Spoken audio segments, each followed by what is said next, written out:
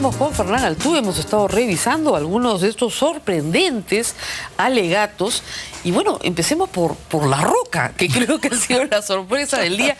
Aún cuando literalmente. Alguien me dijo, una roca que cayó ahí, alguien me dijo que sí estaba en la dúplica, que no era novedad, pero la verdad es que yo nunca había escuchado, ni en la argumentación chilena ni en la peruana, sacar una isla para decir que sí aplica el paralelo.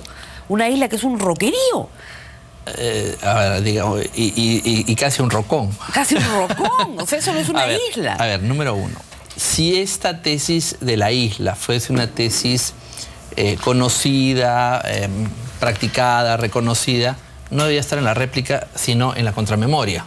Claro. O sea, sabemos que hay una isla peruana llamada Isla Blanca, y en el primer momento que tenemos para exponerlo, que es la contramemoria, le decimos al Perú, mira, ahí tienes la isla. ¿Tú has revisado la contramemoria completa? Y ahí no está lo de la... No está, porque yo no he revisado la réplica, claro, pero sí la contramemoria, y por eso eso no está en ninguna parte. Y obviamente hay una conducta. El argumento debe ser expuesto en el primer momento para realizar la defensa. Claro. Generalmente las dúplicas y las réplicas están para contradecir las cosas que ya se dijeron en la memoria y en la contramemoria, pero no para agregar cosas nuevas. Claro. No, además, esto es una roca que ha caído del cielo, porque de verdad que no es una isla, para empezar. Y en los documentos que sustentaron la Declaración de Santiago, nunca se habló de una isla blanca que quedaba en hilo, ¿no? Ellos hablan de la práctica de 60 años. En la práctica de 60 años no se ha mencionado esto, ni siquiera en la contramemoria. Claro. Que es el primer momento procesal para defenderse de una supuesta argumentación sorpresiva del Perú. La otra cosa que a mí me llamó la atención es que el primer abogado que habla por Chile, lo primero que hace en su primera presentación es atacar el libro de texto de uno de los abogados peruanos.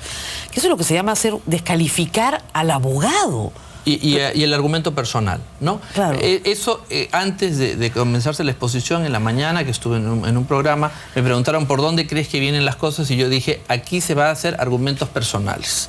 Vamos a hacer los argumentos personales. Lo cual se acostumbra a hacer, no es muy elegante, pero se acostumbra a hacer como una forma de defensa cuando realmente la estructura jurídica... Se te está hundiendo el bote, ya. No es lo suficientemente fuerte, porque las personas pueden tener criterios, variedades, etc. Aquí, si ellos dicen tener un tratado y documentación suficiente, pues en eso nos basamos y eso exponemos. Pero si el señor dijo, pensó, cambió de opinión o no cambió de opinión, o aquel señor pensó, etc., son argumentos personales. Y al tribunal eso, más allá de un elemento referencial, lo que le interesa es la conducta de los estados, no la conducta de las personas. Ni de sus abogados. Menos de sus abogados. Así es. Entonces ahí hay un punto muy, digamos, frágil.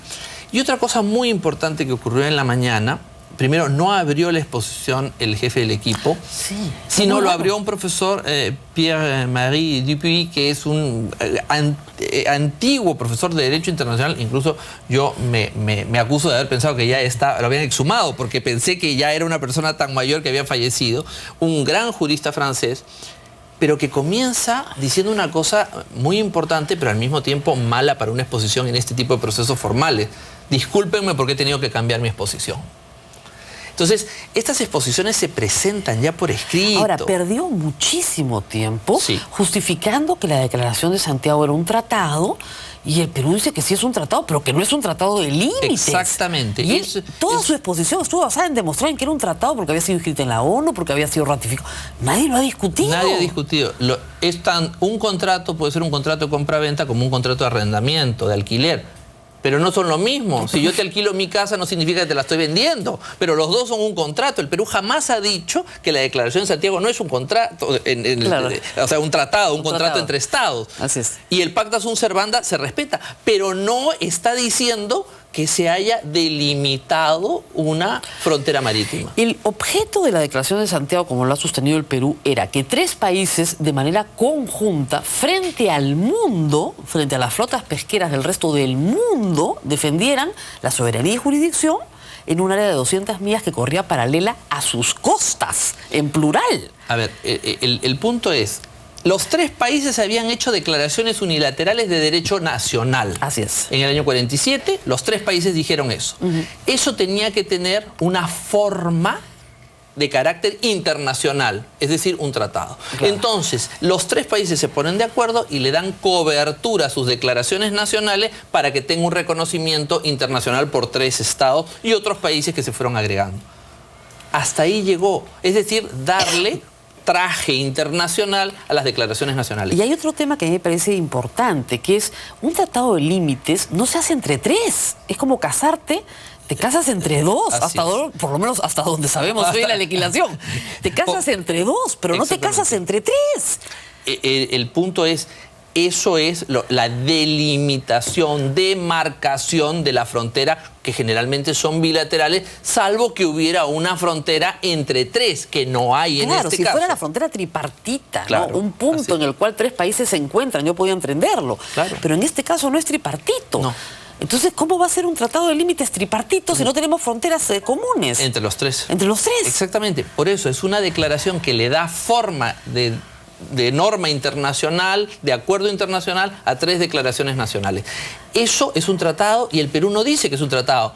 Pero como digo, es un tratado de alquiler, pero no es una compraventa. En ningún momento te vendí mi casa. Y porque me pagas renta no quiere decir que me estás comprando la casa. Claro. Entonces, ha perdido una cantidad de tiempo para decirles, miren, sí es un tratado, pero si eso no está en discusión. Claro.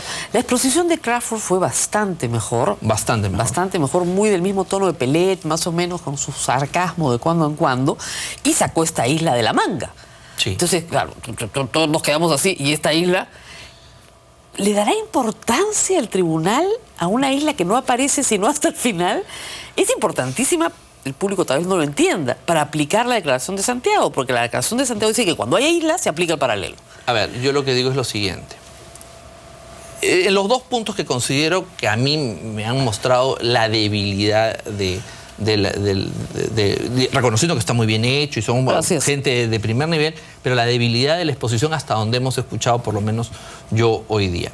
Primero, el profesor Dupuy agarra y tiene que cambiar su exposición después de que la gente ha dicho no ha habido ninguna novedad. Entonces, si no ha habido novedad, ¿por qué cambias? Claro. No tiene sentido. Entonces, quiere decir que ha habido algo en la exposición que le ha hecho pensar que puede ser una debilidad y la ha cambiado. Número uno. Y número dos, si tú estás tan convencido de que en los acuerdos del 52 lo que se te tiene que aplicar es el paralelo por las islas, lo dices el primer día, claro, no lo dices el último día.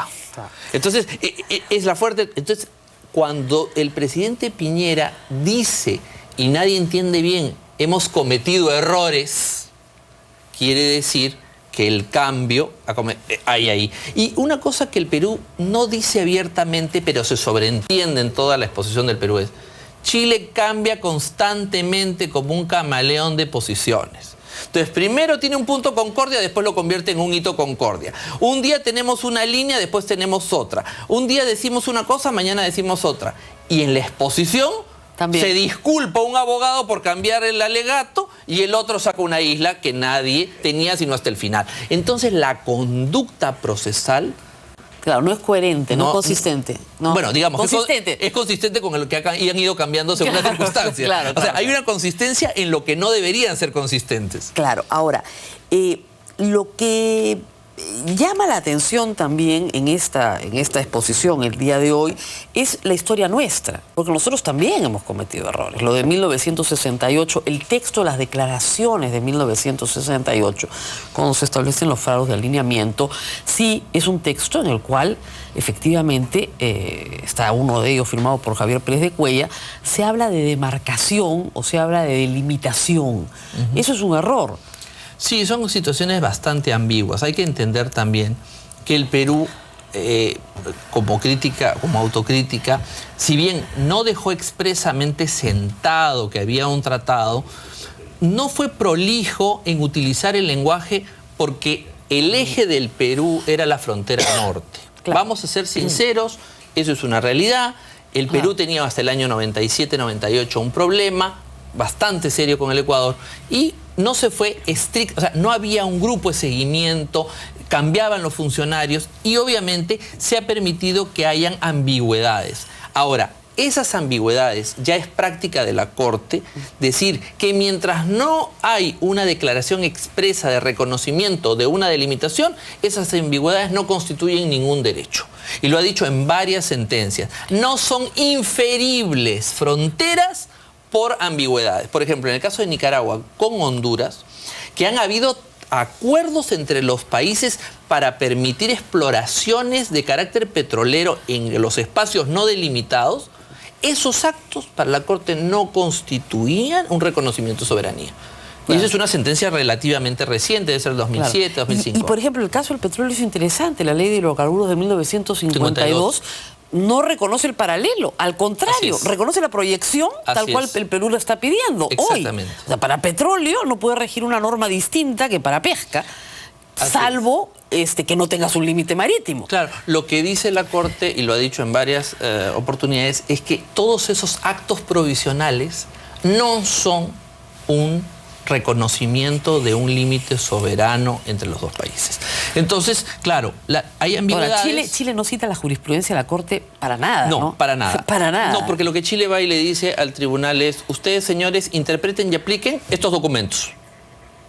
Ya está. Ya está. Ahí termina. Y, alto a la acción. Claro, y si alguien no me gusta, entonces ese es el resentido. Vamos a ir a un corte porque no escribe bien. vamos a tener por pero rezamos con Fernán Altuve, no se muevan.